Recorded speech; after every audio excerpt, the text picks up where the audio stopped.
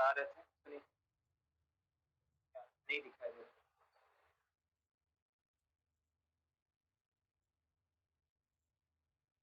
The indicated sum u1 plus u2 plus u3 dot dot dot plus un of terms of the sequence u1 u2 u3 dot dot dot un is called an infinite series and is denoted by this. ठीक है, सब partial सम। कल हम बता रहे थे कि series जो है वो कौन है, प्रेसिडेंट है, और सीक्वेंस जो है पीएम प्राइम मिनिस्टर है। सारा कुछ डिसीजन किसका होता है, प्राइम मिनिस्टर का, और लास्ट सिग्नेचर कौन करता है, प्रेसिडेंट करता है। तो सब कुछ करता धरता कौन है, sequence.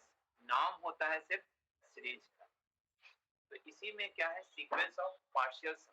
Sequence of partial sum, देखो एक हम लोग सीरीज लेते हैं, एक पहले सीरीज लेते हैं, सीरीज लेते हैं।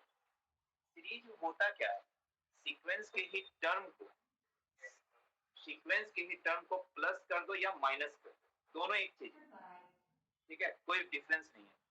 तो सीरीज के टर्म को ही अगर आप सीक्वेंस के ही टर्म को अगर आप प्लस या माइनस करते हो तो वो सीरीज का है। जैसे ये सीरीज है, ये u1 plus u2 plus u3 plus u4 इस तरह से जाएगा।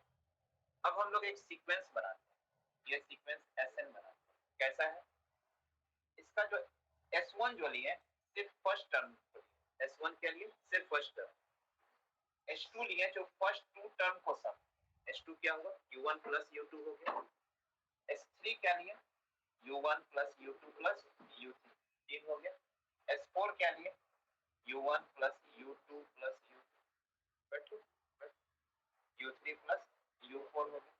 इस तरह से इसको सीक्वेंस तैयार किए। सीक्वेंस कैसे तैयार किए, जब हम लोग S1 लिए, S1 लिए तो ये फर्स्ट टर्म, S2 लिए तो फर्स्ट टू टर्म्स, S3 लिए तो फर्स्ट थ्री टर्म्स लिए, S4 है तो फर्स्ट फोर टर्म। इसी तरह से Sn लेंगे, Sn लेंगे तो फर्स्ट nth टर्म का सम होगा, फर्स्ट nth टर्म का सम होगा। तो ये जो सीक्वेंस बना, ये सीक्वेंस बना, ठीक है, ये सीक्वेंस क्या कहना है, ये सीक्वेंस कहना है sequence of partial sum. Partial मतलब होता है आंशिक, पार्टली, पार्टली। तो ये देखो पहले एक टर्म को ऐड किया, S2 क्या हुआ, दो टर्म को ऐड किया, S3 क्या किया, थ्री टर्म को ऐड किया, तो ये पार्शियली सम हो रहा है। तो ये जो सीक्वेंस बना, ये क्या कहना है, sequence of partial sums of series summation of un कहता है। कॉन्सेप्ट है, यहाँ पे कॉन्सेप्ट हम लोग डिस्कस करेंगे कि कोई भी सीरीज कन्वर्ज करेगी, कोई भी सीरीज कन्वर्ज करेगी अगर इसका sequence of partial sums Sn converge कर।